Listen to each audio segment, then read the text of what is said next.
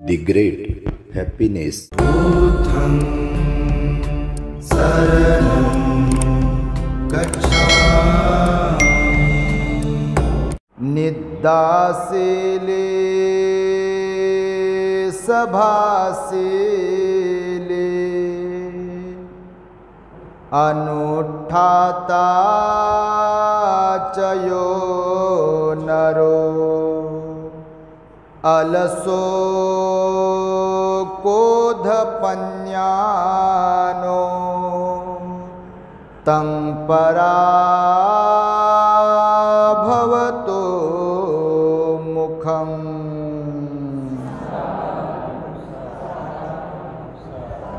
संपूर्ण विश्वाला ज्यांनी सुख शांती मानवता तथा दुःख मुक्तीचा आर्य संदेश दिला असे ते दुःख मुक्तीचे मार्गदाता दुःख मुक्त महामानव महान कारुणिक तथागत भगवान सम्यक संबुद्ध तथागतांनी आपल्या शुद्ध प्रज्ञेतून निर्मिलेला सद्धम्म आणि त्याच सद्धम्माचा गेली 2500 वर्षांपासून सातत्याने अहोरात्र प्रचार आणि प्रसार करणारा पूजनीय भिक्खू संघ या महान आणि सर्वश्रेष्ठ अशा त्रिरत्नांना प्रथमतः त्रिवार अभिवादन करतो, ज्यांच्या महान आणि असीम त्याग प्रभावामुळे आपल्याला जो हा अनमोल असा बुद्ध धम्म लाभला आणि ज्यांच्यामुळे आपल्याला हे एवढे मोठे वैभव प्राप्त झाले असे महान युग प्रवर्तक भारतीय राज्यघटनेचे शिल्पकार परमपूज्य बोधिसत्व डॉक्टर बाबासाहेब आंबेडकर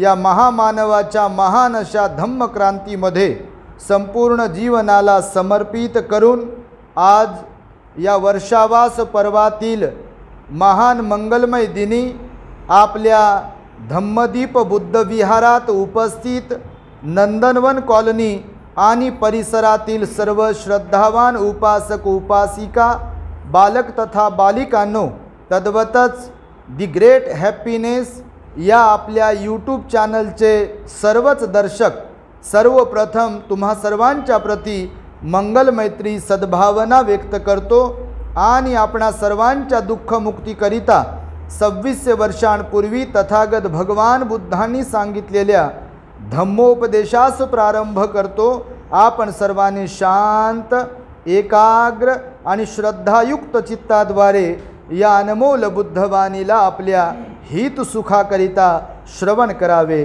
ग्रहण करावे। आपण या वर्षावासाच्या पर्वामध्ये काही दिवसांपासून भगवान बुद्धांनी श्रावस्ती येथे राहत असताना दिलेल्या पराभव सुत्ताला श्रवण करीत आहोत, जे की अत्यंत महत्त्वपूर्ण आणि प्रेरणादायी असं हे सुत्त आहे। बौद्ध साहित्यामध्ये याला विशेष असं महत्त्व आहे। मागच्या वर्षी आपण जसे महामंगल सुत्त पाहिले, आत्ता यावर्षी आम्ही N11 हडको येथील मैत्री बुद्ध विहारातून शिगालोवाद सुत्त ही शिकवत आहोत आणि आपल्याकडे आपल्या विनंतीस मान देऊन एक विषय क्रमशः चालावा आणि लोकांना त्यामुळे गोडी लागावी, त्यासाठी म्हणून पराभव सुत्त आपण अभ्यासासाठी घेतलेला आहे। आणि त्यामुळे पहिला भागही आपण पाहिला, काल आपण त्यातील दुसरा भाग पाहिला आणि आज आपण पराभव सुत्तातील तिसरा भाग पाहणार आहोत, ज्यामध्ये भगवंतांनी पराभवाचं तिसरं कारण कोणतं ह्याविषयी उत्तरामध्ये सांगितलेलं आहे। तर बघा, भगवान बुद्ध त्या ठिकाणी उपदेश करताना म्हणतात की जीवनामध्ये पराभूत कोण होतो। खरं तर आम्ही बऱ्याचदा अनेक प्रकारच्या लोकांमध्ये म्हणजे उठणं होते, बसणं होते, कार्यक्रमांच्या निमित्ताने मोठमोठ्या कार्यक्रमांमध्ये, कधी छोट्या कार्यक्रमांमध्ये, कधी वेगवेगळे कार्यक्रम असतात, तर बऱ्याचदा लोकांची भाषणं पण ऐकायला मिळतात। तर भगवान बुद्ध म्हणजे फार मोठे फिलॉसॉफर होते, तत्वज्ञानी होते, गूढ अभ्यासक होते, वेगवेगळ्या लोकांनी भगवंताला सांगितल्या जाते लोकांकडून। पण जेव्हा आपण बौद्ध साहित्याचा अभ्यास करू, बुद्ध उपदेशांचा जेव्हा बारकाईने अभ्यास करू आपण, तर भगवान बुद्धांनी सम्यक समाधी मार्ग जेवढ्या बारकाईने शिकवला लक्षपूर्वक आहे का?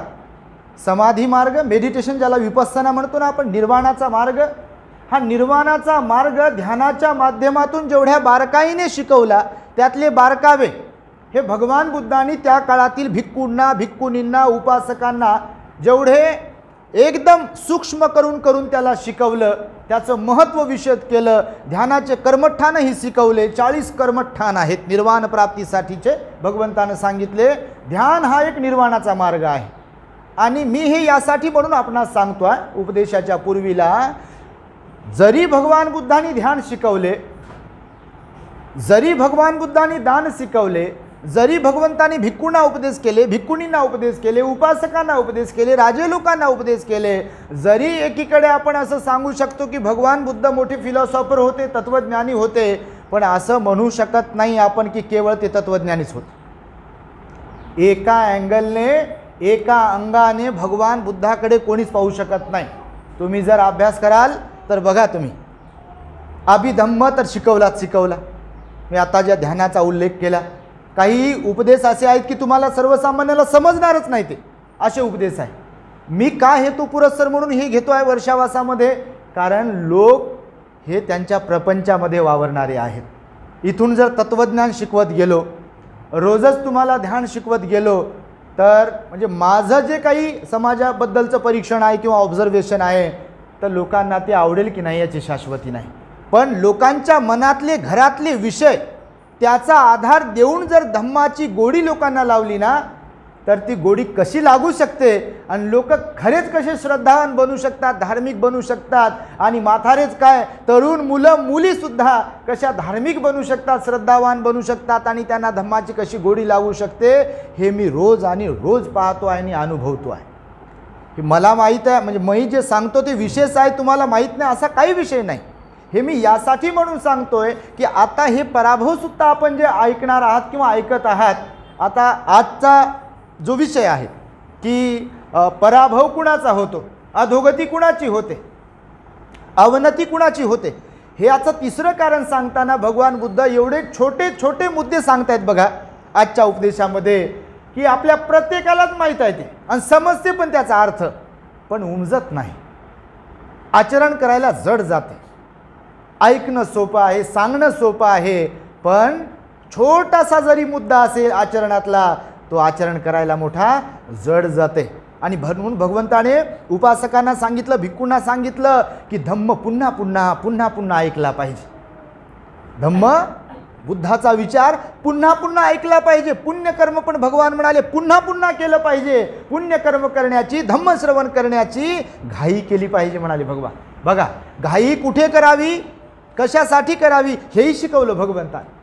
तर धम्माच्या संदर्भात घाई करायला शिकवलं आणि हे पॉईंट शिकवले भगवंताने. बघा, भगवान म्हणतात जो व्यक्ती झोपाळू आहे, निद्राशीली असा शब्द वापरला, म्हणजे जो निद्राळू आहे, निद्राशील आहे, म्हणजे अर्थात झोपाळू आहे.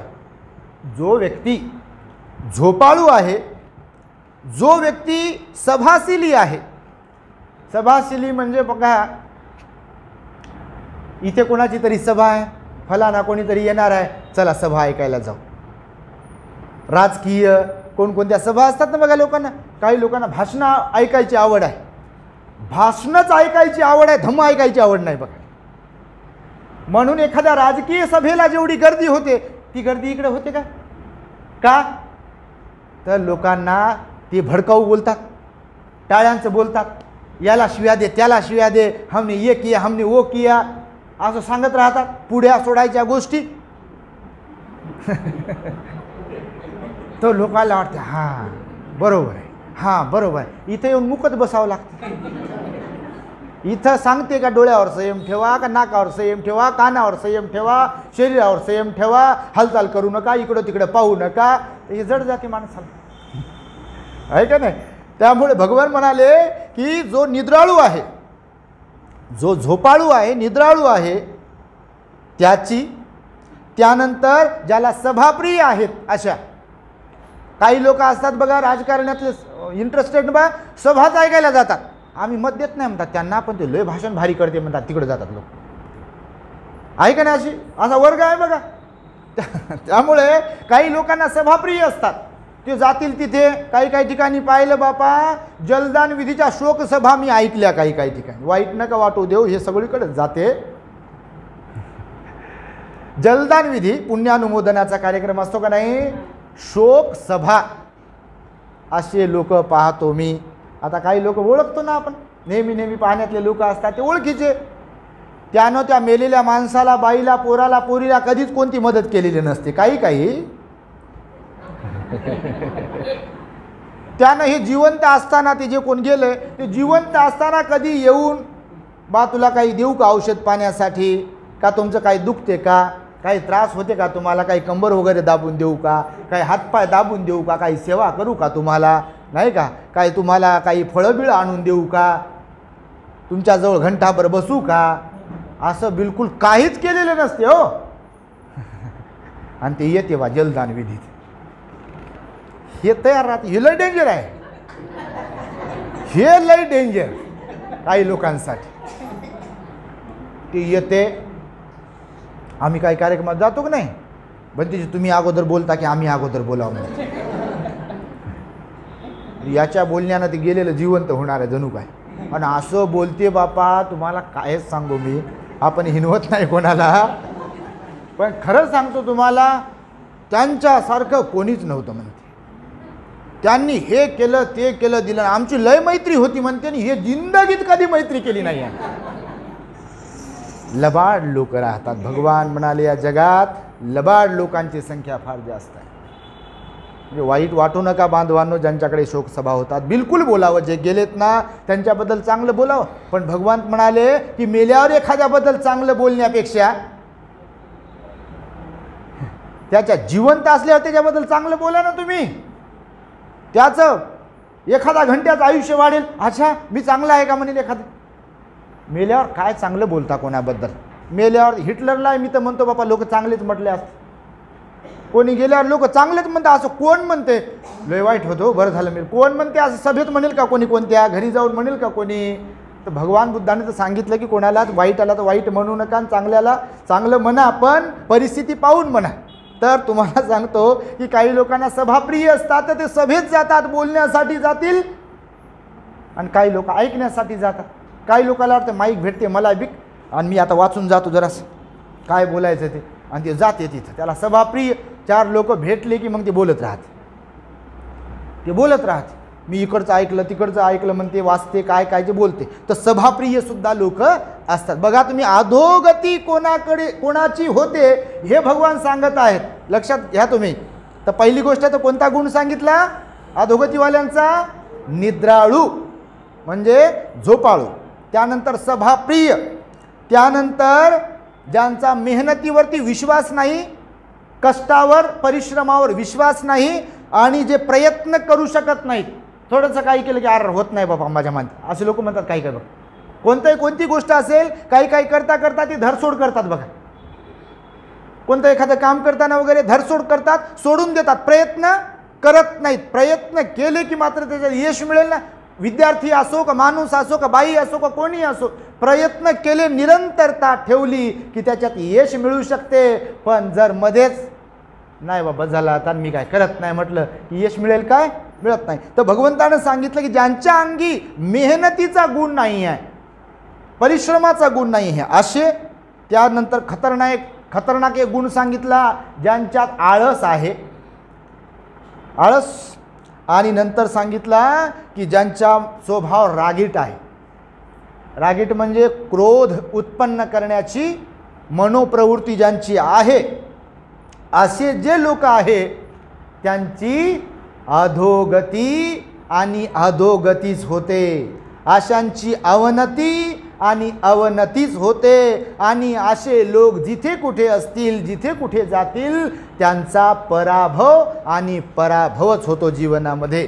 हे भगवंताचं वचन आहे. बघा आता आपण याचा जर विचार केला, ह्या 2-4 पॉईंट्सचा, हे म्हणायला आपल्याला ऐकायला सोपे वाटू लागले. हो खरंच गड्या खरंच आहे, आणि खरंच आहे तर मग हे आपल्याकडून जमते काय. निद्राळू लोक, ज्यांना माहीत असेल की बा झोपाळूपणा बरा नाही, कोणाला माहीत नाही झोपाळूपणा बरा नाही. कोणाला माहीत नाही. रात्रभर मोबाईलमध्ये टी व्हीवर पाहते किंवा इकडं तिकडं फिरते, काय काय खाते पिते आणि म्हणते झोपत येत नाही. म्हणते मी काय करू म्हणते. कशी झोप येईल बापू, तू सवय लावून ठेवली शरीराला, झोपत येईलच कशी झोप तुला? कारण हे शरीराचं पण एक गणित आहे, विज्ञान आहे. ह्या शरीराचं पण एक गणित आहे, त्याला सवयी लागतात. तुम्ही कोणती नका लावू तुम्ही याला जी सवय लावली लागते सवय. तुम्ही याला ज्या मोडमध्ये ठेवलं ते बरोबर त्या मोडमध्ये राहते. झोप याला जर दिवसाला लावली सवय, याला दिवसाला झोपायची सवय लावून दिली, याचे वायर जोडले दिवसाची, तर याला सोफा कळत नाही, याला लोकांचं घर कळत नाही. ध्यान तर विचारूच नका बापा. पाहिला आम्ही लोक असे बसता घर घर घर अब्दुल करता ना असे लोक. आपण हिनवत नाही कोणाला, हकीकत सांगतो तुम्हाला, म्हणजे असं कोणी हिनवण्यावर घेऊ नये.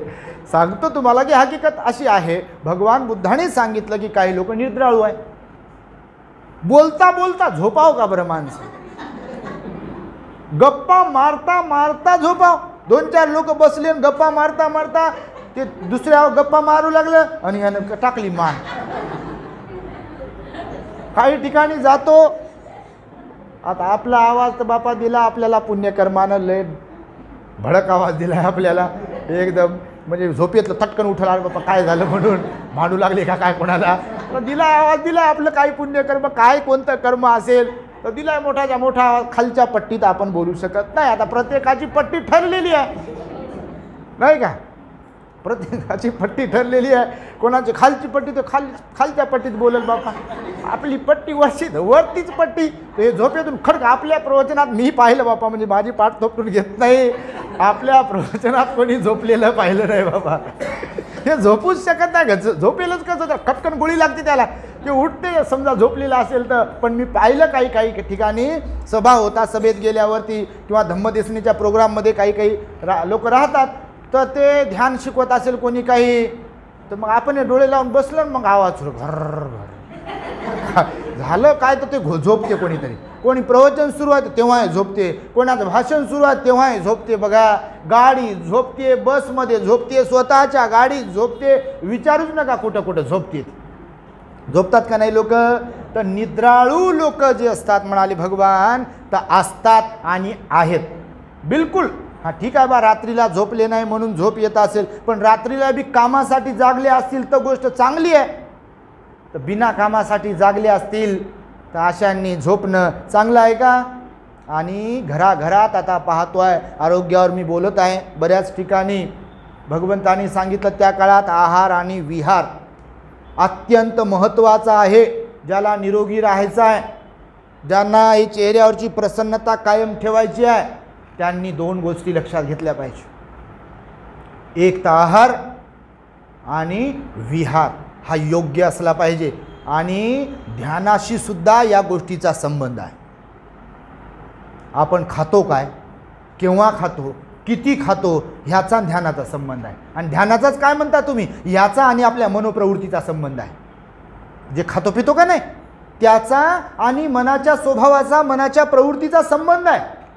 जास्त मसालेदार खाणारे लोक, जास्त तिखट खाणारे लोक आणि कमी तिखट, कमी नॉर्मल खाणारे लोक, स्वभावात फरक असते बघा. अपवाद वगळता बरं, नाही तर काही बापा सारं फिकन सपकच खातात तरी बी फॉर्म असं.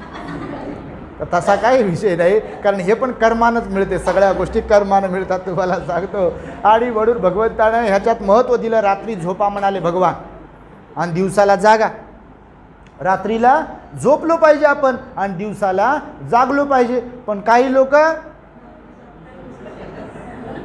उलट गणित, कोणासारखं, वटवाघुळीसारखं. वटवाघूळ ते उलट लटकते, ती रात्रभर जागते आणि दिवसाला झोपते, दिवसाला गायब आणि रात्री इकडं तिकडं फिरतो, रात्रीला दिसते. त्या आता निसर्गानं प्रत्येकाला वेगवेगळे गुण दिले नाही का. तर म्हणून भगवंतानं हे जाणलं आणि पराभव सुत्तामध्ये सांगितलं. अधोगतीचं तिसरं कारण सांगत असताना की झोपाळू लोक जे असतात ते अधोगतीला जातात आणि खरंच जातात. आज घराघरातले लोक सांगतात बघा, मायबाप लोक की भंतेजी रात्रभर जागते, मोबाईलवर जागते, कशावर जागते, टी व्ही पाहत राहते, एक सिरियल संपलं की दुसरं लावतो म्हणते, एक चित्रपट संपला की दुसरा लावतो म्हणते, आम्हाला झोप येऊ देत नाही आणि स्वतः झोपत नाही, मग सकाळी झोपते म्हणे आणि मग उठते 12 वाजता. आरोग्य चांगलं राहील का चांगलं आरोग्य? बिलकुल नाही. सकाळी ब्रह्ममुहूर्तावर तर उठलं पाहिजे पहिली गोष्ट. नाही ब्रह्ममुहूर्तावर उठता आलं तर सकाळी किमान 4 वाजता उठलो पाहिजे. नाही 4 वाजता उठता आलं किमान 4:30-5ला तर उठा. बापा सूर्य येते ते कडकही बनते आणि हे घोरत बसते. काय त्या घरात लक्ष्मी नांदेल तुम्हीच सांगा. म्हणजे लक्ष्मी म्हणजे अशी कोणती येऊन नांदेल तसा विषय नाही, मग समजून घ्या बापा, नाही तर म्हणा लक्ष्मी नांदते. तर ती येऊन कोणती लक्ष्मी नांदत नाही. लक्ष्मी म्हणजे सुख शांती समाधान ज्याला म्हटलंय ना, यांनी त्याला बनवलं, दगडात रूपांतर केलं, तर ती नाही. सुख शांती ज्यांच्या घरात ना ते त्याला लक्ष्मी. तर लक्ष्मी त्यांच्याच घरात नांदते ज्या घरातले लोक सकाळी लवकर उठतात. निसर्गाचे काही असे गोष्टी आहेत की ज्याचा अभ्यास आपल्याला नाही. सकाळचा माहोल वेगळाच असतो, माहिती आहे तुम्हाला. तुम्ही सकाळी पहा जरा उठून, पण ते ऐकणं सोपं आहे बापा. भंतीजीला काय लागलं म्हणतील, ऐकणारे काही ज्यांना सवयच नाही तर सकाळी लवकर उठत नाहीत काही लोक, आणि मग त्यांची अधोगती होते. आरोग्यावर परिणाम होतो, मानसिकतेवरती परिणाम होतो, कारण सूर्यासोबत आपण जोडलेले आहोत. माहिती आहे तुम्हाला, ह्या वातावरणासोबत आपण जोडलेले आहोत. आभाळ आल्यावर काही लोकांना त्रास होते बघा, कशा कोणत्या आजारात होते की नाही. उन्हामध्ये गेल्यावर काही लोकांना त्रास होते, गरमी वाढल्यावर काही लोकांना त्रास होते, थंडी वाढल्यावर काही लोकांना त्रास होते. आर्द्रता जी असते ना, आर्द्रता काय असते त्याच्यामध्ये वातावरणामध्ये कधी त्याचा त्रास होते की नाही. त्रास वातावरणाचा त्रास होते आपल्या बॉडीवरती. आपण निसर्गाचा घटक आहोत ना, आणि त्यामुळे भगवंताने सांगितलं की निसर्गानुसार आपण वागलो पाहिजे. पशु पक्षी प्राणी बघा सकाळीच उठतात आणि किलबिलाट करतात बघा. उठतात का नाही? तुम्हाला काय माहीत बापा, जे झोपून राहतात त्यांना काय माहीत. पक्षी ओरडतात सकाळी. कोंबडा ओरडलेला माहीत बा आपल्याला, पुस्तकात वाचला म्हणून. पक्षी ओरडतात म्हणते, तर पक्षी ओरडतात, सकाळीच उठतात ते. आणि काय त्यांच्या भाषेत बिचारे बोलत असतील. सकाळी उठतात आणि रात्री संध्याकाळी बघा तुम्ही कधी पाहिलं असेल तर बगळे बिगळे असे आकाशातून उडत आपल्या घराकडे जातात बघा. थवे पक्ष्यांचे बघितले तुम्ही कधी? असे मस्त आकाशातून संध्याकाळी ते उडत जातात रात्र होण्याच्या अगोदर, आणि आपल्या ठिकाणी जिथं कुठं त्यांचा ठिकाण आहे ना तिथे जातात आणि मस्त ते झोपतात बघा. माणसांनी प्राण्यांकडून पक्ष्यांकडून सुद्धा ह्या गोष्टी शिकल्या पाहिजे. सकाळी प्रसन्न उठू शकते, रात्री जो लवकर झोपते सकाळी फ्रेश मूडमध्ये उठू शकते. आता रात्री जर उशिरा झोपले तर सकाळी उठेल का फ्रेश मूडमध्ये? नेहमी सांगतो कोण उठवायचं जावं फक्त अशाने. सारं घर डोक्यावर घेते ते. तुला सांगितलं ना म्हणते मी, मम्मीलाच बोलते ओरडून, म्हणते की ना तुला काय माहीत आहे म्हणते. मी कुठं गेलो होतो काय केलं, काय जे असेल ते. कुठं गेला बादशाह आपल्याला काय, मग घरच्यांना काय माहीत बादशाह कुठं जाऊन आला आहे नाही का. आणि म्हणून हे लक्षात ठेवा तुम्ही, हे माहीत आहे तुम्हाला, माहीत नाही अशी गोष्ट नाही. पण खरंच तुम्हाला सांगतो आरोग्याच्या भगवंताचं तुम्हाला मी दिनचर्या शिकवणार आहे. आता तुम्हाला शिकवल की तिकडे शिकवल बापा हे माहीत नाही, पण भगवंताची दिनचर्या मी शिकवणार आहे. आपल्या चॅनलवरून ती प्रकाशित करेल मी. भगवंताची दिनचर्या होती. भगवान बुद्धाशी झोपत बिपत नव्हते, आणि केव्हा झोपायचे ते सांगेल मी तुम्हाला, आताच नाही सांगत. तर हा अवगुण आहे, दुर्गुण आहे की झोपणे अधोगतीकडे घेऊन जाते. दुसरं सभाप्रिय, तुम्हाला सांगितलं की सभाप्रिय असतात त्यांना. कोणाला भाषण करायला आवडते तर कोणाला भाषण ऐकायला आवडते, कोणाला कोणता नेता आवडते, कोणता वक्ता आवडते, काय विचारूच नका तुम्ही. भाषण लोकांना फार आवडते. सकाळीच आमचा विषय झाला काल सकाळी, म्हणजे मी चर्चा करतो बापा लोकांबरोबर काही गोष्टींवर.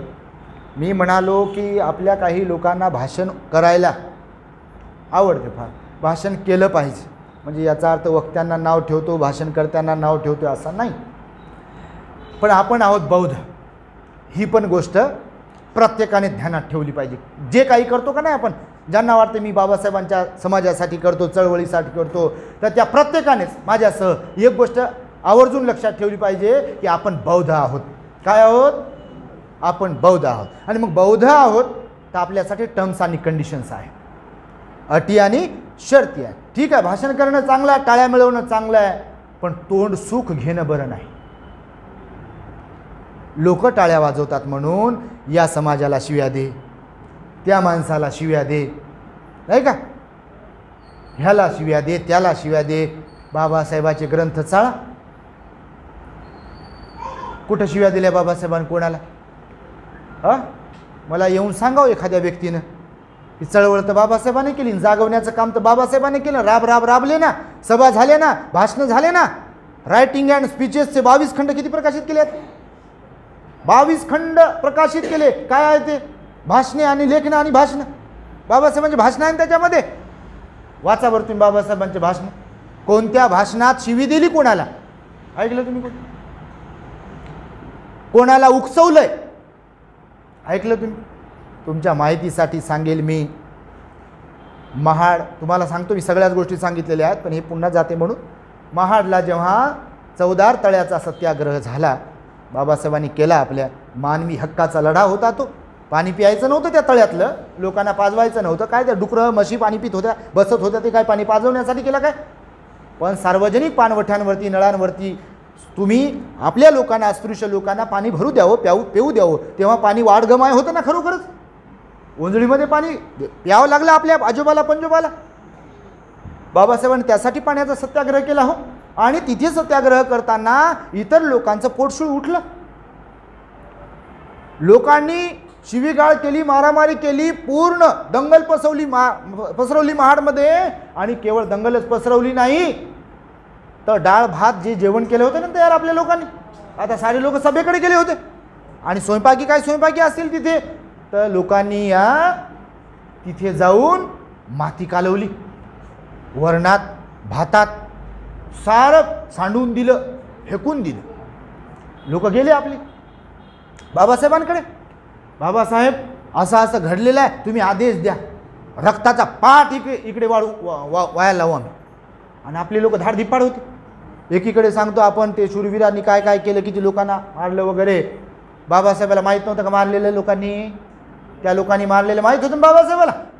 तुम्ही वाचा बरं भाषणं की आपल्या पूर्वजांनी 2500 लोकांना मारले, 500 लोकांनी, आणि तुम्ही मारा बरं. कुठं केलं भाषण असं? त्या महाडच्या चौदार तळ्याच्या सत्याग्रहाच्या वेळेला अशी घटना घडली ना. लोक गेले बाबासाहेबांकडे, आपले आदेश द्या म्हणे बाबासाहेब तुम्ही. काठ्या काय काय असतील ना आपल्या लोक, धाड धिपाड लोक होते ना आपले. आणि खरंच मारलं असतं हो, साऱ्या लोकांना मारलं असतं, खुणं पाडले असते तिथे आपल्या लोकांनी. एवढे जहाल होते ना लोक, ताकदवर होते. पण बाबासाहेब म्हणाले बिलकुल खबरदार, असं करायचं. मी ही मारामारीची चळवळ करत नाही आहे, मला शांततेच्या संयमाच्या मार्गाने माझी चळवळ यशस्वी करून दाखवायची आहे आणि मी ते करून दाखवेल. हे एक उदाहरण वाचा तुम्ही, जर अभ्यास नसेल तुमचा. ज्या लोकांना वाटते ना या लोकांना शिव्या दिल्या म्हणजेच आपण जिंकतो, बिलकुल नाही. मी खिलाफ आहे त्याच्या, आणि भिक्खू आहे म्हणूनच खिलाफ नाही. तर तुम्ही अभ्यास तर करा. भगवान बुद्धाला एकीकडे आपण शिकवतो भगवान बुद्धाच्या बद्दल, नाही वेरे नवेरानी. काय आहे हे? मारामारी करायला शिकवली का? नेहमी सांगतो मी, अंगुलीमालाकडे काठ्या कुऱ्हाडी घेऊन गेले का? त्याची गच्ची पकडली का जाऊन? शिव्या दिल्या का त्याला जाऊन? तुला का समजत नाही म्हटले का? असं काही मारतो का तू आईला? मारून पायवर असं म्हटले का तू? म्हटले का असं? बघा तुम्ही, कन्फ्यूज होऊ नका. तुम्हाला क्लिअर करतो मी ही गोष्ट. जे कोणी फितवत असतील तर, त्यांना वाईट वाटत असेल तर त्यांनी अभ्यास करावा. बाबासाहेबांचं महाडचं तुम्हाला उदाहरण दिलं. मारामारी शिकवली नाही, सांगितली नाही. कायद्याचं भांडण केलं. स्वतः वकील होते, बॅरिस्टर होते. कायद्यानं लढाई लढले, जिंकले. आपल्या लोकांनी आदर्श घेतला पाहिजे. वकील आहेत ना समाजामध्ये, तयार करा वकिलांना तुम्ही. वकिलांची फौज तयार करा. आणि बाबासाहेब म्हणाले की ज्या समाजामध्ये काही वकील असतील त्यांचा कोणी हात धरू शकणार नाही. कुठे गेली वकील? मग तयार करा त्या वकिलांना. म्हणजे न्यायिक लढाई बाबासाहेबांचा संविधानावर लोकशाहीवरती विश्वास होता का नाही? मग जर बाबासाहेबांचा लोकशाहीवरती विश्वास होता, बुद्धांच्या विचारांवरती विश्वास होता, एकीकडे आपण असं सांगतो आहे, तर मग आपण जर मग हे सगळ्या गोष्टी करत असेल शिव्या देऊन वगैरे, तर लोक तोडतोय की जोडतोय आपण? एकीकडे म्हणायचं बाबासाहेबांना भारत बुद्धमय करायचा होता. तुम्ही बघा जरा गांभीर्याने आहे का मी काय म्हणतोय? याचा अर्थ असा नाही की कोणाला मी असं हे करतो आहे, पण तुम्ही गांभीर्याने हे बघा, तुम्ही कशी गोष्ट आहे, गंमत कशी आहे यातली बघा. एकीकडे म्हणायचं की बाबासाहेबांना भारत बुद्धमय करायचा. समजा हे हिंदू आहे, हे मुसलमान आहे, हे ख्रिश्चन आहे, आमच्या ढमक्या जातीचे कोणत्या लोक आहे, असे बसले. अरे तुमचा हिंदू धर्माचं काय खरं आहे हो, तुम्ही तर असंच करता, तुम्ही तर तसंच करता हो, आमचा बुद्ध धर्म लय श्रेष्ठ आहे. यांना काय मुसलमान तुम्ही असे नुसतेच नमाज पडता हो, आमचा बुद्ध धर्म श्रेष्ठ. हे असे म्हणणारे तुम्हाला मी सांगतो कधीच बुद्धविहारात येत नाही. असे म्हणणारे कधी दान पुण्य करत नाही. असे भडकवणारे कधी ध्यान करत नाही. लोकांना ओळखतो ना मी लहानपणापासून समाजातलं. बाबासाहेबांनी बुद्धाचा धम्म आपल्याला दिला. हे मी आपल्या स्लोगन जे ठेवलं ना आपल्या चॅनलचं, आदर्श बौद्ध समाज, जो बाबासाहेबांना अभिप्रेत आहे, तर 22 प्रतिज्ञा लोकांना भडकवण्यासाठी उकसवण्यासाठी नाही सांगितल्या, आपल्या लोकांना आचरण करण्यासाठी सांगितलं. देवाधर्माची चिरफाड करायलासाठी नाही शिकवल्या. बाबासाहेबांनी केली ना चिरफाड. रिडल्स इन हिंदुइझम लिहिलं ना त्यांनी. याचा अर्थ असा नाही की तुम्ही लोकांना उकसवा आणि लोकांना असं भडकवा आणि बुद्धापासून दूर घेऊन जा. अहो लोक प्रतिक्रिया देतात, म्हणते जी आम्हालाही बुद्ध आवडतो, आम्हालाही बाबासाहेब आवडतो. याचा अर्थ असा नाही की जो लोक काही जातीवाद नाही. बिलकुल काही लोक जातीवादी आहेत, बिलकुल काही लोक अन्याय अत्याचार करतात, त्यांचं समर्थन करत नाही याचा अर्थ आपण. पण मी तुम्हाला सांगतो की आपण बौद्ध आहोत. आपण आदर्श बौद्ध बनलो पाहिजे ना. पंचशिलेचं पालन केलं पाहिजे आपण. 22 प्रतिज्ञेचं आपण पालन केलं पाहिजे. आणि नुसतं भाषणामधून जर लोकांना फितवत असेल, ठकवत असेल किंवा उकसवत असेल तर ते रॉंग आहे. मी या मताचं. दुसरं उदाहरण तुम्हाला बाबासाहेबांचं देतो. हा मुद्दा आहे म्हणून बोलतो मी. सभाप्रिय लोक आहेत ना समाजामध्ये, अरे भाऊ तुम्ही लय भारी बोलले म्हणते. ज्यांनी अन्याय केला, अत्याचार केला, त्याच्यावर कारवाई कर ना तू. त्यासाठी तू शिक्षण घे ना, तू वकिली कर ना, फ्रीमध्ये लढ ना तू, किंवा वकिलांना तयार कर ना तू. तशा तू तिथे जाऊन शिव्या घालशील आई बहिणीवर, तर लोक आपण निघून आल्यावर तिथे काय होईल त्याचा कोण विचार करेल? याचा अर्थ असा बिलकुल नाही बांधवांनो, भावांनो, की मी समर्थन करतो तर बिलकुल त्या अन्याय अत्याचार करणाऱ्या लोक. कसं समर्थन करावं, कसं समर्थन करावं त्या लोकांचं की ज्यांनी महाडला त्या अन्नामध्ये माती कालवली? समर्थन कोण करेल? हम भी आंबेडकरवादी आहे असं थोडी आहे. पण आंबेडकरवादी म्हणजे मारामारी करणं, लोकांना पेटवणं, जाळपोळ करायला लावणं, शिव्या देणं, त्याला आंबेडकरवादी म्हणतात, त्याला संघर्ष म्हणतात. कशाला म्हटले संघर्ष? बाबासाहेब तुमच्या हक्कासाठी संघर्ष करा म्हणले, आणि अशिक्षित राहून संघर्ष करा म्हणाले नाही बाबासाहेब. केस वाढून संघर्ष करा म्हणाले काय बाबासाहेब? हां, तर नाशिकचं एक प्रकरण आहे. गोदा तीरी पडला तरी लढला सैनिक माझा, उघडलाच नाही काळ्या रामाचा दरवाजा. आहे का नाही? बाबासाहेबांवर आणि सत्याग्रहींवर दगडफेक केली. वाचत केली का नाही दगडफेक? नाशिकचा सत्याग्रह वाचा, काळाराम मंदिर. लोकांनी दगडफेक केली. बाबासाहेबांकडे बॉडीगार्ड्स आले आपले लोक. दगड लागलाय असेल बाबासाहेबांना, लोकांना दगड लागले असतील, बाया होते त्याच्यामध्ये, माणसं होते आपले त्याच्यामध्ये. बाबासाहेबाला लोक म्हणाले, बाबासाहेब तुम्ही फक्त आदेश द्या, खात्मा करतो. हे पाणी जसं वाहते ना गोदावरीमधले, या पाण्याचं रक्त बनवतो, तुम्ही फक्त आदेश द्या. दिला आदेश, दिला आदेश? दिला नाही आदेश. माझा मार्ग, माझी चळवळ न्यायिक मार्गाने चालेल म्हणाले. मला काही रामाचं दर्शन घेण्यासाठी हे आंदोलन करत नाही आहे, सत्याग्रह करत नाही. मला फक्त इथल्या गरीब दरिद्र लोकांना, अस्पृश्य लोकांना, एसी कॅटेगरीच्या लोकांना, मागासवर्गीय लोकांना, ओबीसीच्या लोकांना, ज्यांच्यासोबत जातीवाद होतो त्यांना बरोबरीत आणायचं आहे. हा माझा हेतू आहे, आणि मारामारी करून नाही. बाबासाहेब समजून घ्या भावांनो, बाबासाहेबांना समजून घ्या, वाचा. त्यासाठी बाबासाहेब वाचा. हे बोलण्यासाठी पुस्तकं चाळावं लागतात, ओरिजिनल बाबासाहेबांचे. ज्यांनी भडकाऊ लिहिले ते चाळत नाही आपण. विपसनेच्या विरोधात लिहिलंय, ध्यानाच्या विरोधात, दानाच्या विरोधात, परित्राणाच्या विरोधात, भंतेजीच्या विरोधात, ते तसलं वाचत नाही आपण. ते तर मूर्खपणाचे लक्षण आहे ते लिहिणाऱ्यांचे आणि ते सांगणाऱ्यांचे पण. आपण अज्ञानी नसलो पाहिजे, बाबासाहेब वाचले पाहिजे आणि ते सांगितले पाहिजे. बहकवणारे लोक भरपूर आहे. बहकाएगा क्या कोई असं म्हटलं आहे. बहकू शकत नाही जे ओरिजिनल आंबेडकरवादी आहेत त्यांना कोणी. आणि असे लोक आहेत समाजात काम करणारे, पण त्यांना किंमत नाही. जे भडकाऊ आहे त्यांना किंमत. हे मी हेतुपुरस्सर मुद्दा सांगितला ना, आला म्हणून सांगितला आहे की नाही मोरे साहेब. असे समाजामध्ये असं आहे. त्यांना विचारा पोलीसवाले मोरे साहेब आपले, की पोलीस स्टेशनला भांडण केसेस कुठले जास्त येतात बघ, कुठले जास्त येतात? स्लम एरियात, स्लम एरियातले येतात. बाबासाहेबांच्या नावाचे नगर, भगवान बुद्धाच्या नावाचे नगर, रमाईच्या नावाचे नगर, जय भीमच्या नावाचे नगर, आणि पोलीस स्टेशनला बायकोला मारले, पोरीला मारले, भावाला मारले, आईला मारले, बापाला मारलं, मित्राला मारलं, चाकू भोसकला आणि काय काय केलं आहे का नाही साहेब? हा साक्षीदार आहे, त्यांना माहीत. संबंध आहे ना आपले पोलिसांसोबत, उपासक आहेत ना आपले.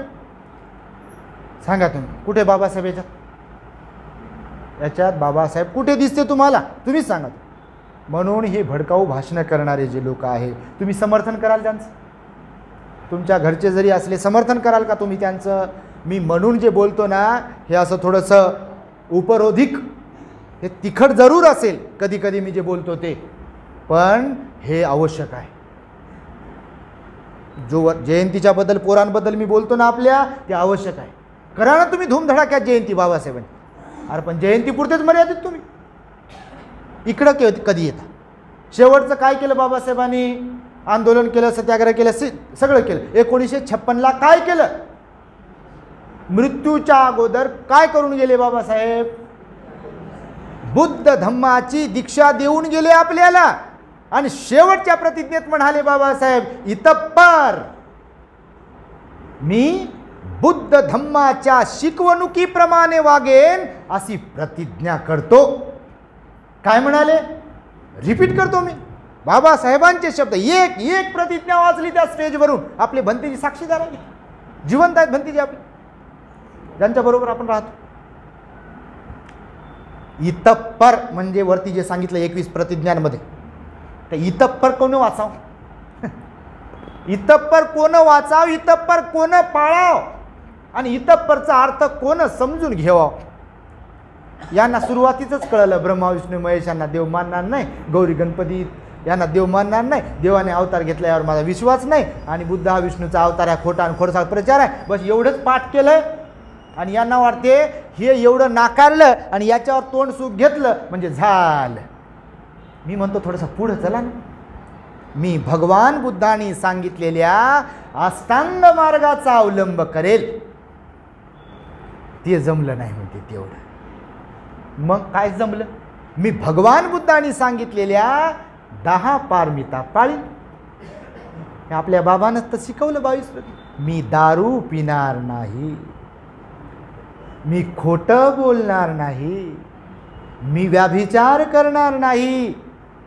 हे कोण सांगितलं? ऑलरेडी भगवान बुद्धांनी त्रिसरण पंचशील 5 तत्वात हे घातलेलं असताना, सांगितलेलं असताना ॲडिशनल 22 प्रतिज्ञा टाकलं बाबासाहेबांनी पंचशील उचलून. कारण बाबासाहेबांना वाटलं असेल हे अज्ञानी आहेत, हे उद्या पोटा पाण्याला लागले, नोकरीला लागले की यांचा पाली भाषेचा काय संबंध आहे? नाही का? अशीच तर गत आहे. आम्ही जातो ना कार्यक्रमात, शिकले सवरलेले पाहत होते, म्हणते आम्ही म्हणतो बुद्धं शरणं गच्छामी. मी तर मुद्दाम स्पष्ट भाषेत आणि जोरात म्हणतो, कारण त्या कळाव कांटाळ्या बसाव त्याच्या कांटाळ्या तरी बसत नाही. ते म्हणतं बुद्धं शरणं गच्छामी. अरे बापू, बुद्धम कुठं लिहिलेलं आहे? मी स्पष्ट असं त्याला रोकू रोकू म्हणतो, पानाती पाता वेरमणी. हे यानं पाठ केले, ऐकलंय, पानाची पाता वेरमणी. बघा मोठ्यानं बोलतो मी, अदिन्ना दाना वेरमणी. अदिन्न दाना वेरमणी पाली भाषा आहे ही.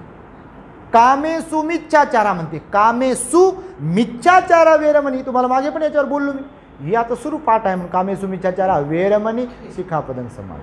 हे यासाठी म्हणून मी सांगतो की अभ्यास करावा लागतो. जे स्वतःला बौद्ध समजतात, मी तर सांगतो लोकांना शहाणपण शिकवण्यात आपला वेळ वाया घालवू नका.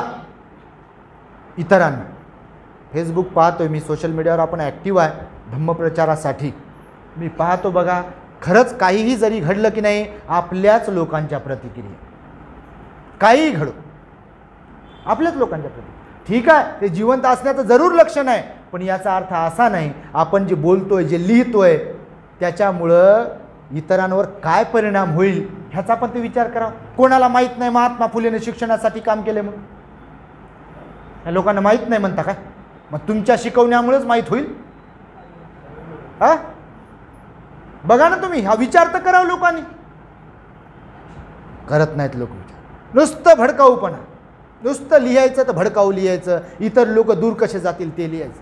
मी तुम्हाला रोज सांगत आहे की या माध्यमातून बुद्धाबद्दल बोलतो, धम्माबद्दल बोलतो, संघाबद्दल बोलतो, हकीकतमधल्या जीवनाबद्दल बोलतो, आपण नवराबद्दल, बायकोबद्दल, मायबद्दल, बापाबद्दल, भावाबद्दल, पोरीबद्दल, पोराबद्दल बोलतो. बुद्धाचं वचन आधार देऊन लोक इतरची समाजातले बदलू लागले ना. कोण म्हणते बदलू लागले? तुम्ही बघा आपल्या यूट्यूबवर येऊन, बदलू लागले लोक. ज्यांचं पुण्य आहे ते बदलतील. आणि भगवंताचं किती मोठं उदाहरण आहे. आणि बाबासाहेबांच्या सोबत पण धर्मांतर काय महाराणीच केलं काय?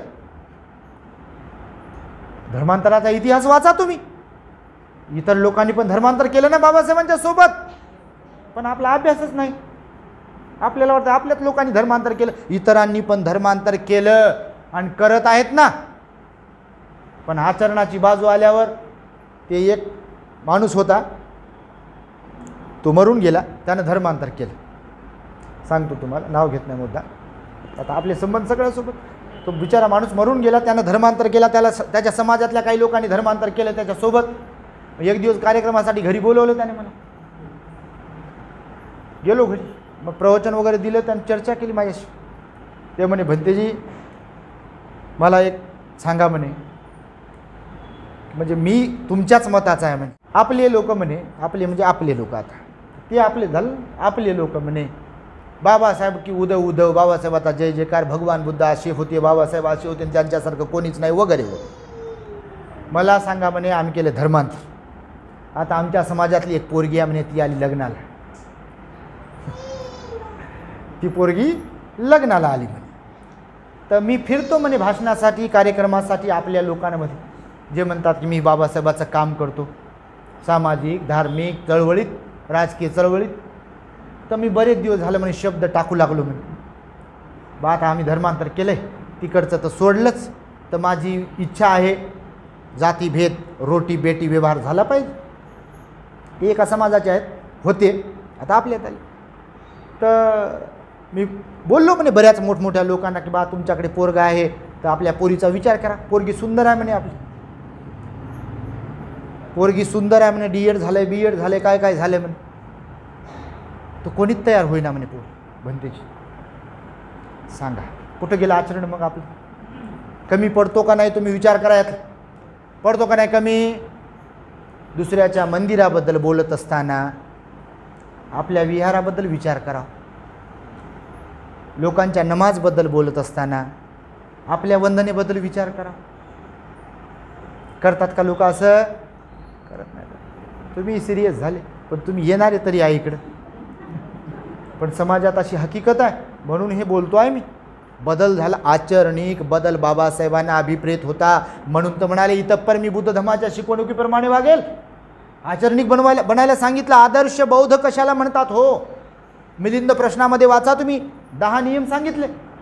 यांना भंतेजीत दिसते फक्त भाषणासाठी. विषय एकच भंतेजी, विषय एकच विपसनेच्या खिलाफ, विषय एकच विहारातल्या लोकांच्या खिलाफ. याला टाळ्या ऐकायच्या असतात नेहमी नेहमी, दुसरं काय आहे? आणि म्हणून सभाप्रिय लोक जे असतात ना, तर भगवान बुद्ध म्हणाले त्यांची अधोगती होती. असे लय लोक पाहिले आम्ही, टाळ्या घेणारे. एक दिवस असा येते, ते जर ओरिजिनल नसतील, डुप्लिकेट असतील, ते असेच जातात, काहीच राहत नाही त्यांचं शिल्लक. आणि म्हणून मेहनत परिश्रम करणारे लोक असले पाहिजे म्हणाले भगवान, नाही तर अधोगती होते. अधोगतीचं कारण बनते बघा तुम्ही, काही लोकांची प्रगती होते आणि काही लोकांची प्रगती होत नाही. मेहनतीवर विश्वास असायला पाहिजे. त्यानंतर आळस सांगितला. आळस तर हा मोठा अवगुण आहे आणि तो माणसात नसावा. मी तुम्हाला मागच्या वर्षी ससान कासवाची गोष्ट सांगितली होती, साऱ्यांना जगाला माहीत आहे साऱ्यात, पण त्यातूनही सीख घेत नाहीत लोक. ससा आपला फुशारकीत गेला, मेरे जैसा कोई नहीं, मैं इतना भाग सकता हूँ और कासव क्या भागेगा. कासव काय धावेल असं त्याला वाटलं आहे का नाही. हे निघालं, ससा गेला गेला गेला आणि मध्येच जाऊन झोपला. त्याला वाटलं कासवाला लय वेळ लागेल, तोपर्यंत आपली झोप होईल. आणि हे झोपी गेलं तर झोपीत गेलं. हे पहिल्या कॅटेगरीत बसणार असेल, भगवंतानं सांगितलेल्या निद्राळू असेल. हे माणसंही निद्राळू असतात. कल करे सो आज कर, आज करे सो अभी म्हटलं कबीराने, पण काले कबीराचा दोहा गेला नाही का. तर झोपला तो संपला. तर आळस पण सांगितलं, ज्याच्यात आळस आहे ते झोपलं. आळस केला, झोपलं. कासव गेला, कोण जिंकलं. कासव जिंकला ना. दुडू दुडू दुडू हळूहळू हळूहळू हळूहळू हळू गेलं, जिंकलं. तिथं जाऊन म्हटलं हे झोपेतून उठून आलं आणि पाहते कासवाकडे. हा तू कसा काय जादू करून आला, काय जी जादू करून आला, तू झोपलेला होता, तुझ्यावर झोपेची जादू झाली, तुझ्यावर आळस हावी झाला, तू त्या झोपेच्या आळसाच्या नादी लागला, तू थांबला, कासव जिंकला. माणसांचे असंच होते. जे आळसाला महत्त्व देतात, जे झोपेला महत्त्व देतात, ते जाग्यावरच राहतात. जे मेहनती असतात, जे कष्टाळू असतात ना, ते शून्यातून विश्व निर्माण करू शकतात. आणि जे आळशी असतात, झोपाळू असतात, अवगुणी असतात, तर विश्व निर्माण बापानं केलंय आणि हे विश्वापासून शून्य निर्माण करते. असे लोक आहेत. म्हणजे मालामालाचे कंगाल झालेले लोक आजही आहेत, कालही होतील, उद्याही राहतील. असं काही नाही की कंगालाचे मालामालच होतात. बाबासाहेबांना तर कंगालाचे मालामाल बनवलं. अरे भिकारी बने हे मालामाल, ये है मेरे भीम का कमाल. प्रताप सिंगानं लिहिलंय. अरे खरंच ना हो. बापा गाण्याचा गुण आहे म्हणून येते. काय तर काही लोक म्हणायचे बापा म्हणते जी तुम्ही तर गाणे म्हणता. आता बाबासाहेबांचं गाणं आहे, परिवर्तनाचं गाणं आहे, माणसाचं मेंदू ॲक्टिवेट करणारं गाणं आहे, म्हणून आपण ते येते कधी कधी. आता ते आईपासून आम्हाला हा सद्गुण मिळालेला आहे, येते ते. तर बघा तुम्ही, बाबासाहेबांनी मालामाल बनवलं की नाही. तो काही काही आशय असतील की मालामाल तर बनले, म्हणजे त्यांच्या बापाच्या मेहनतीमुळं वगैरे म्हणा. आणि आज दारूच्या कशाच्या नादी लागून, झोपेच्या नादी लागून, आळसाच्या नादी लागून कंगाल झाले, माशा बसतात तोंडावर. असं पहा बघा तुम्ही. इकडे यायचं सुचत नाही. आज जिंदगीत कधी इकडे आलेच नाही तर इकडे यायला सुचलच कसं. काही काही लोकांना त्या दिवशी शिकवलं बघा मी, 2-3 डोळ्याचे प्रकार शिकवले ना तुम्हाला. तुम्ही पाहिलं असेल सकाळी सकाळी मागच्या उपवासाच्या दिवशी प्रवचन दिलं मी. दोन्ही डोळ्यानं आंधळे, भौतिकदृष्ट्या पण आणि आध्यात्मिकदृष्ट्या पण. एका डोळ्यानं आंधळे, भौतिकदृष्ट्या पण आणि आध्यात्मिकदृष्ट्या पण, आणि दोन्ही डोळ्यास भौतिकदृष्ट्या पण आणि आध्यात्मिकदृष्ट्या. प्रवचन ऐकत जा बापा, डोळे उघडतात. लय लोकांचे डोळे उघडतात. आणि म्हणून तुम्हाला मी सांगतो आहे की काही लोक असतात मालामाल, ते भिकारी बनू शकतात. आणि काही लोक भिकारी असतात, पण त्यांच्यात जर आळस नसेल, जिद्द असेल, परिश्रमावर त्यांचा विश्वास असेल, ज्यांचा परिश्रमावर मेहनतीवर विश्वास असेल ना, ते कोणत्याही क्षेत्रातील लोक असो, ते सक्सेस मिळवतात. आम्हाला काहीच येत नव्हतं. एक दिन था, हम भी ऐसे ही थे, हमको भी कुछ पता नहीं था, स्टडी नहीं था आणि प्रॅक्टिस नव्हती. बोलण्याची प्रॅक्टिस, आता अभ्यासच नाही तर प्रॅक्टिस काय राहील, नाही का. अभ्यास केला की आपला चक्षू उघडते, दोन्ही चक्षू उघडतात. अभ्यास करायला पाहिजे. म्हणून मी हे यासाठी बोललो, हा विषय निघाला म्हणून. तर बघा, आळस हा डेंजर आहे भगवान बुद्ध म्हणाले. आणि त्यानंतर क्रोध, शेवटचा पॉईंट कोणता सांगितला? रागीट स्वभाव म्हणजे क्रोधी स्वभाव. तर भगवंतानं धम्मपदामध्ये ह्या गाथा सांगितल्या याच्या संबंधित. रागीट जी माणसं असतात त्यांच्याजवळ कोणी राहत नाही, जात नाही, किंवा जवळचे लोक दूर राहतात. तुम्ही कोणी राहा, मग सासू असली काय, आणि सून असली काय, आणि बापा पत्नी असली काय, आणि आई असली काय, आणि इकडं जावई असले काय, मुलगा असले काय, भाऊ असले काय, बाबा असले काय, सासरा असले काय, आणि दीर भाया असले काय, झालं दोन्हीकडचे सेम. नाही तर बिचाऱ्या मावल्यांना वाटायचं आम्हालाच म्हणतात बापा, इकडे म्हणतो. तर बघा तुम्ही, ज्यांच्या, मी नेहमी सांगतो तुम्हाला, काही लोक खरंच क्रोधीच राहतात बघा.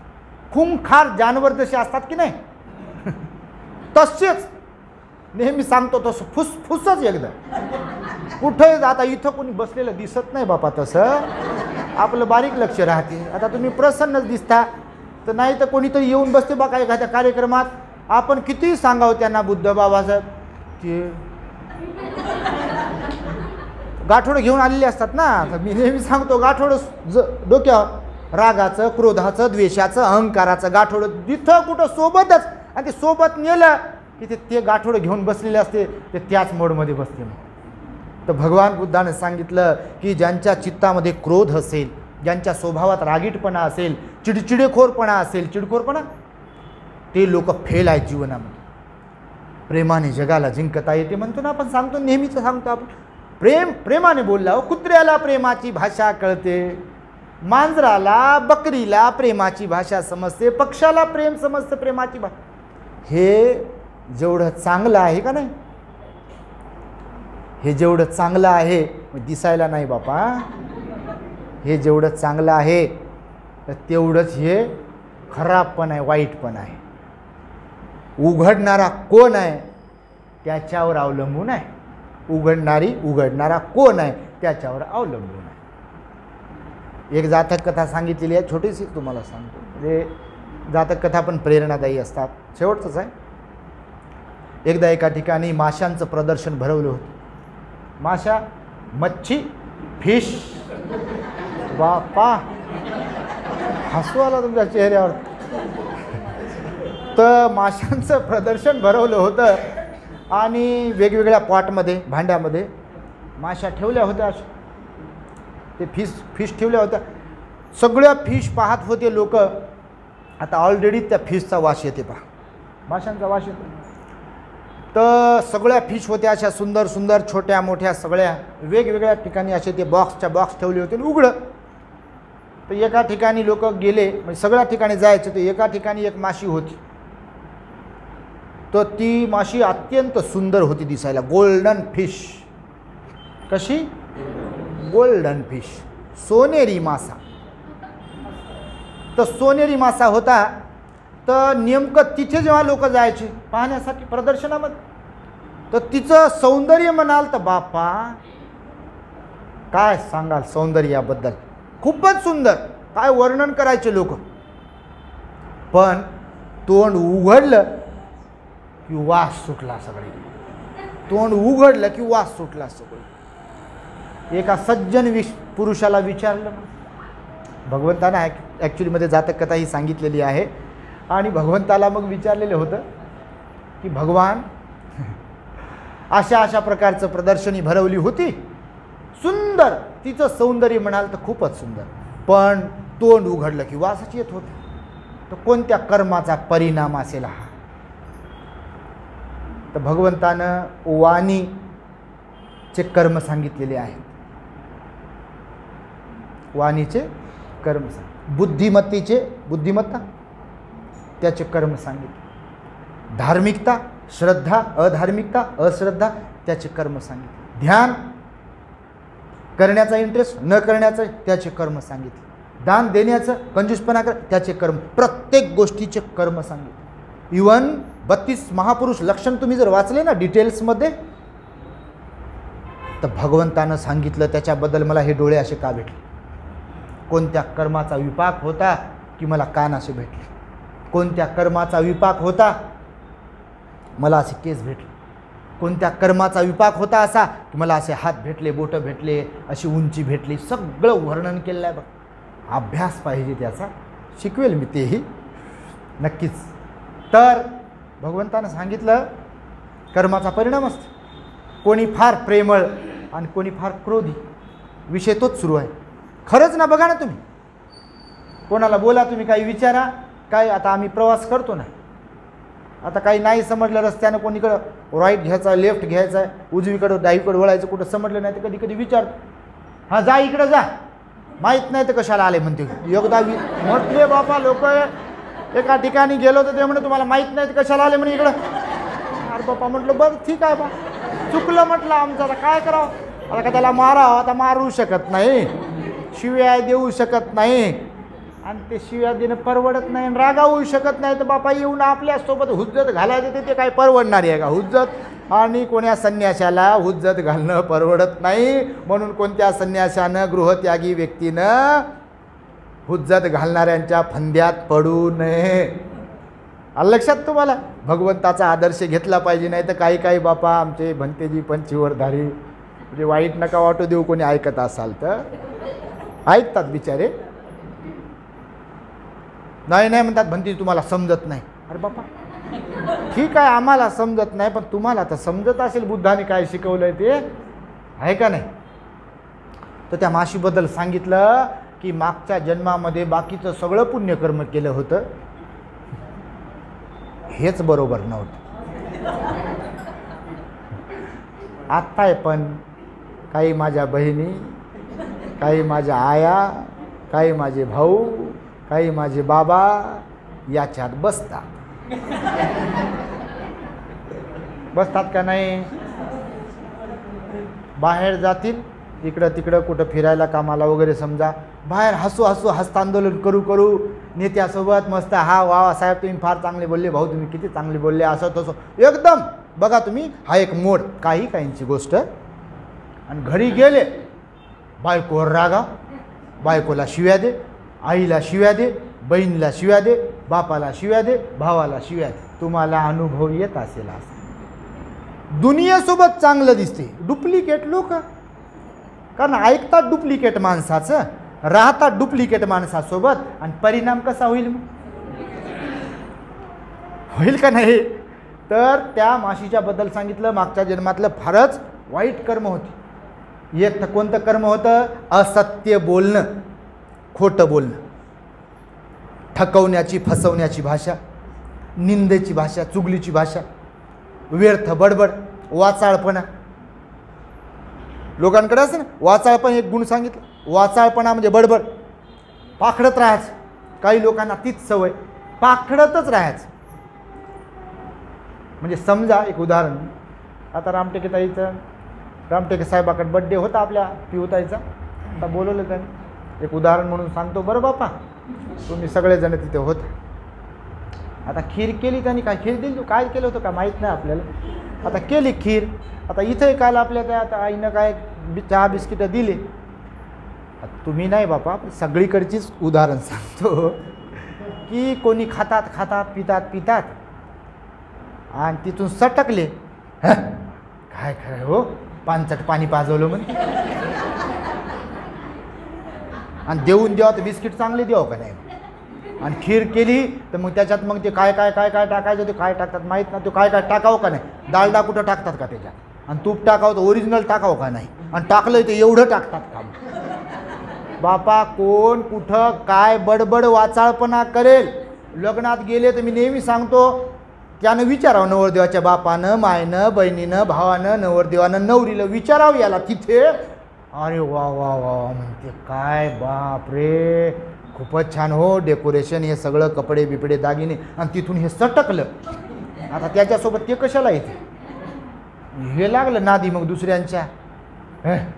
सगळं बरोबर होतं म्हणते, ते नवरदेवाचा ड्रेस असा कुठं ड्रेस घ्यायचा आता, त्याच्यावर भाषण सुरू करते, घरी येईपर्यंत त्याच्यावरच बोलते, वरणावरच बोलते, भाजीवरच बोलते, चपातीवरच बोलते. आणि म्हणून भगवंतानं सांगितलं काही लोक क्रोधी असतात तर क्रोधच व्यक्त करत राहतील, जिथे तिथे जातील क्रोधच व्यक्त करतील, कोणावरही क्रोध. बापा आमच्यावरही क्रोधित होत असतील लोक, तुम्हाला बिलकुल भगवंताला सोडलं नाही तर काय हम किस खेत की मुली आहे, किस झाड की मुली आहे.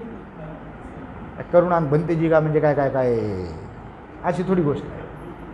नेहमीच सांगतो आपण काय चांगले लोक असतील म्हणून काय काय सगळ्यांनाच आवडावं काय ते काय आवडतील काय, तर अशी काही गोष्ट नाही. तर बघा हे तुम्हाला सांगितलात आता सारांश रूपाने थोडक्यात की जे निद्राशील आहेत, झोपाळू, जे सभाप्रिय वाचाळ आहेत, ज्यांचा मेहनतीवर, परिश्रमावर, कष्टावर विश्वास नाही, जे आळशी आहेत आणि जे क्रोधी म्हणजे रागीट स्वभावाचे आहेत, असे जे कोणी आहेत या जगतामध्ये त्यांची अधोगती, अवनती आणि पराभव झाल्याशिवाय राहणार नाही. हे बुद्धाचं वचन आहे. निश्चितपणे आपल्याला समजेल, उमजेल आणि जीवनामध्ये आपण हे उतरवाल अशी अपेक्षा व्यक्त करतो आणि माझ्या शब्दांना पूर्ण विराम देतो.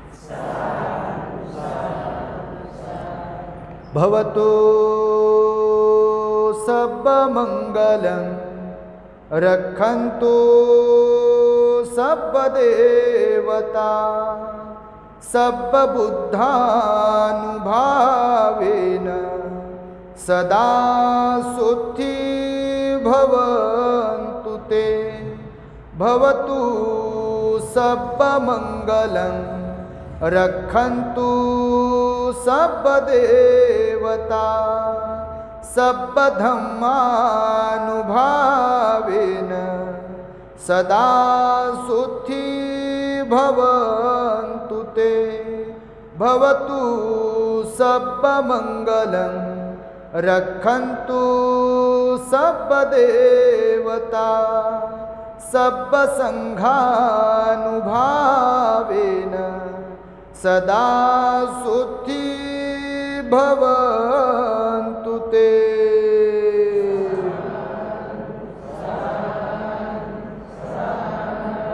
बुद्धं नमामि, धम्मं नमामि, संघं नमामि. The great happiness. बुद्धं शरणं